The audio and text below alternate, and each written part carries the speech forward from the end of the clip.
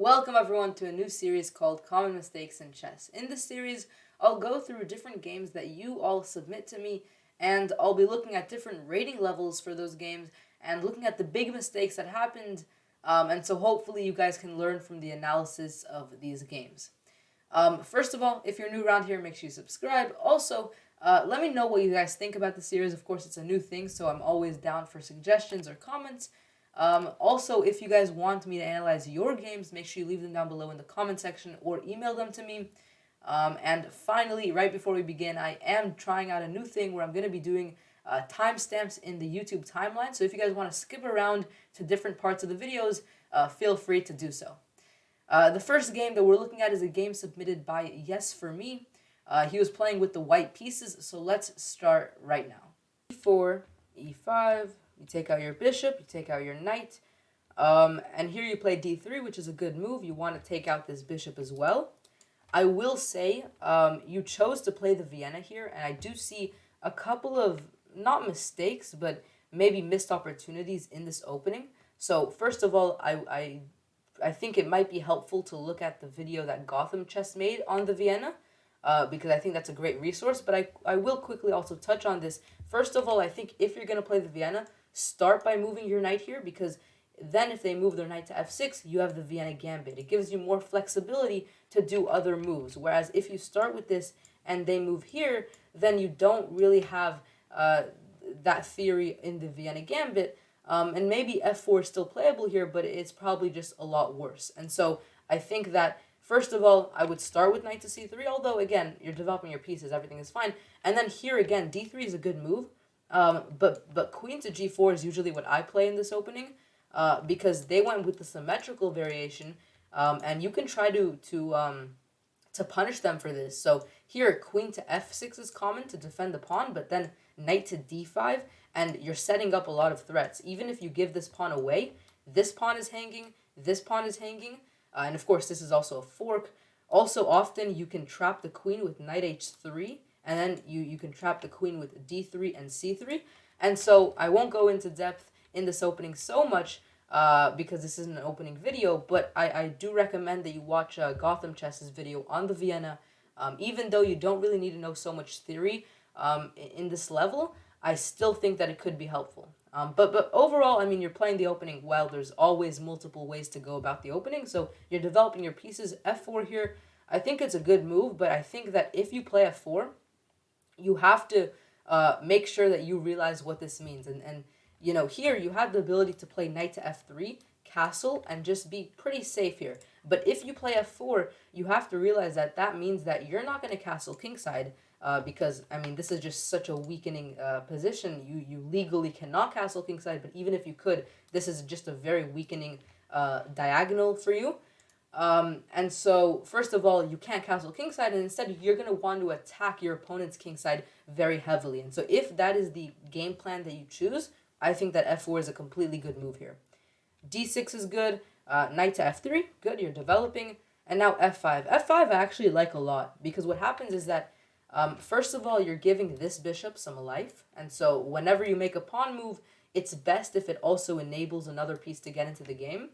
But also, in this position, f5, you're kind of closing out this bishop from ever developing, and I think that's a very good thing, because if you went for this very aggressive system on the king side, but at the same time you allowed your opponent to develop on the king side, get a strong position on the king side, then the weaknesses you made on the king side are not going to be worth anything, because you're not going to be able to attack, and you're losing all that compensation for the weaknesses you created. And so I think it's a very strong choice here, f5, to try to kind of lock up this position, stop this bishop from coming in, and actually once you get your bishop to g5, which I'm glad that you did here, once you get your bishop here, this knight can't really defend anything. It's pinned. This queen can't really defend anything. It's obviously defending the knight right now, and it can't really move, and this bishop can't get in. And so you're kind of paralyzing all of these pieces, which makes it makes it very easy for you to start attacking on the king side with moves like these, and they just don't have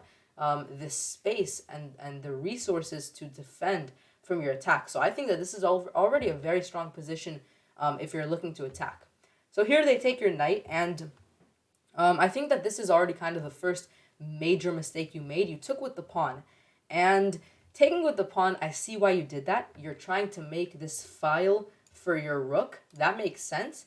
But whenever you follow principles like that, because obviously if you're attacking, there's that principle of open up files and make more free files for your rooks and queens.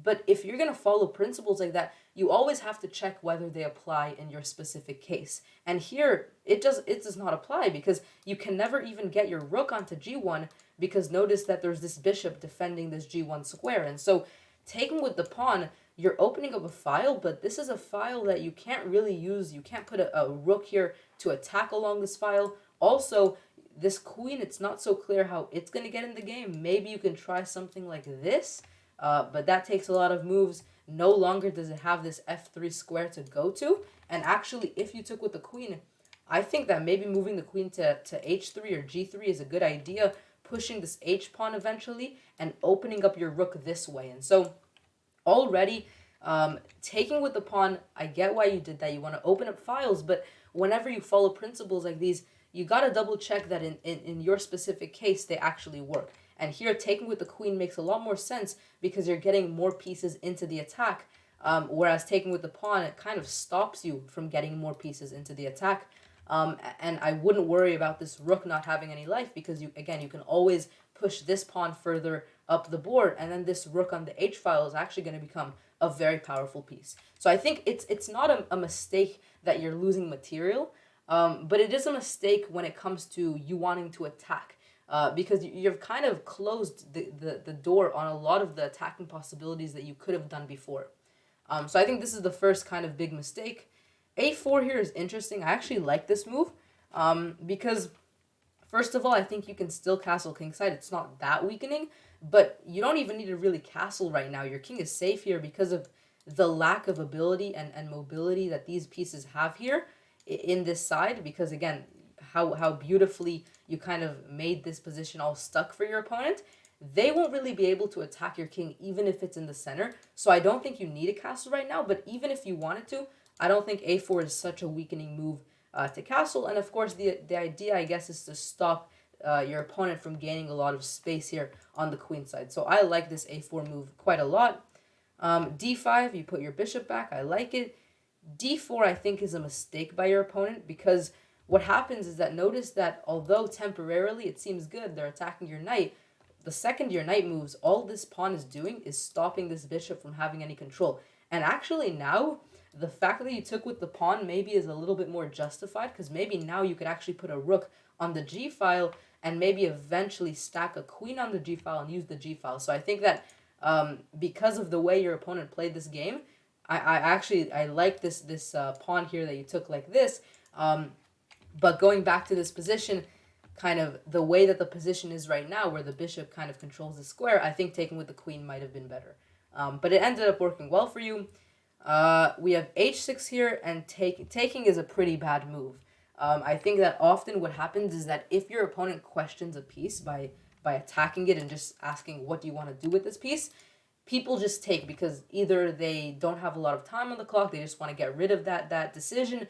But when you're looking at this position, this bishop, like I mentioned, it can't get in. And these two pieces, they're stuck. If this queen ever moves, you'll gladly take this knight and wreck this structure here, and then use this file to attack.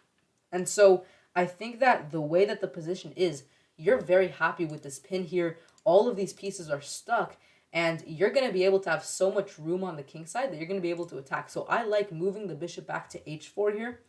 And actually keeping this pin, keeping all these pieces stuck. This bishop is also stuck. I mean, you just have a very easy attacking plan here. Get your rook on the g-file, stack on the g-file, target this pawn.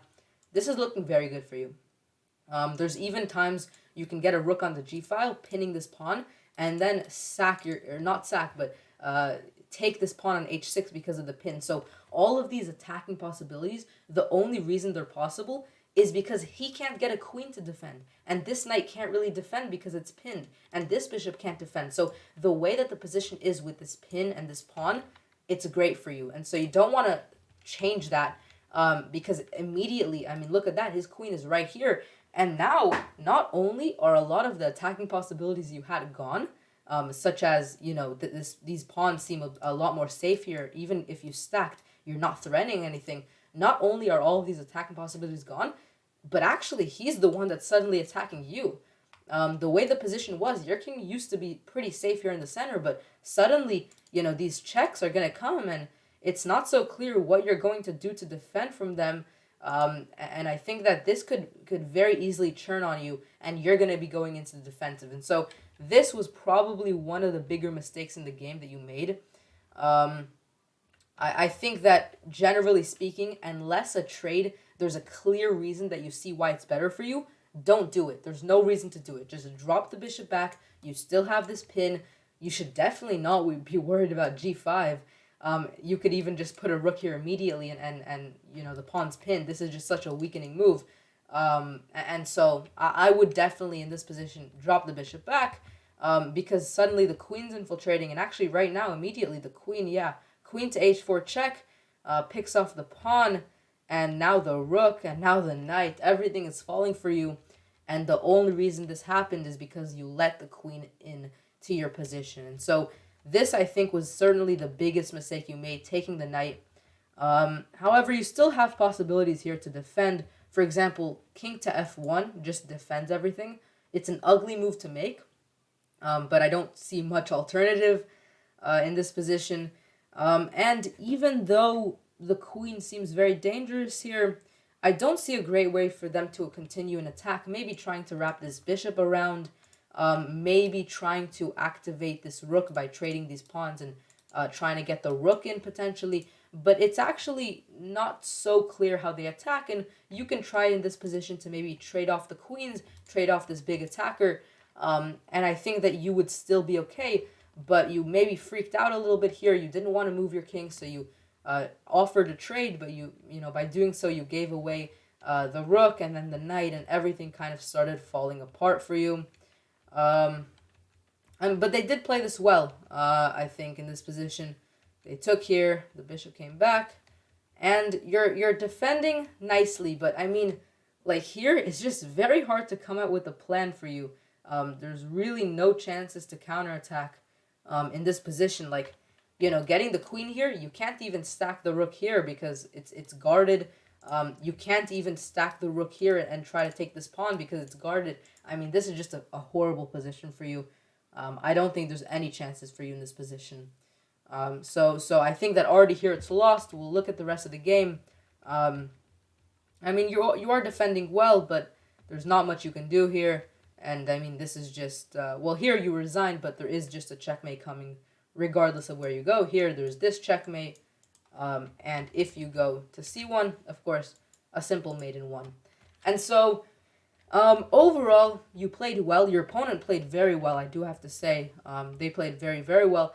And I think you found a very good position, and you allowed your opponent to infiltrate. Right here, there's no way that they can attack this king. There's literally nothing. If they go here, you can block that square with maybe c3. And the fact that their queen just can't attack you is such a big bonus. You need to keep this pin. Maybe you can drop the bishop back, but you definitely don't want to open up the position here and allow their queen in, and suddenly you're going to be the one on the defensive. And so I think that was the biggest mistake you made. Aside from that, taking with the pawn, I think, was a little inaccurate. Taking with the queen allows you to get your queen in very early. You can then push h4, h5, h6, try to attack.